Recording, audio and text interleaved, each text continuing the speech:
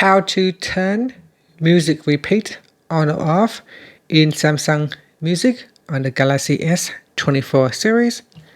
First, tap on the home button to return back to the home screen.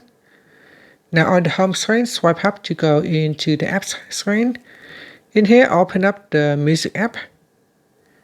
Next, we open up the music player, and in your music player, to turn on or turn off the repeat function, just simply tap on this repeat button here.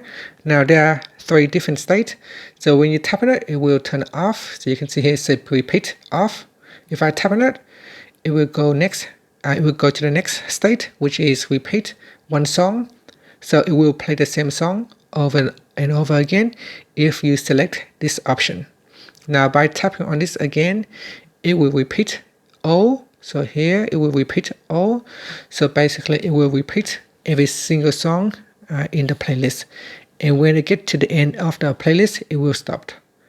And that's it. So that is how you can turn it on or off. When you turn it on, you have the option to play one song or all the songs in the playlist. And that's it. Thank you for watching this video. Please like and subscribe to my channel for more videos.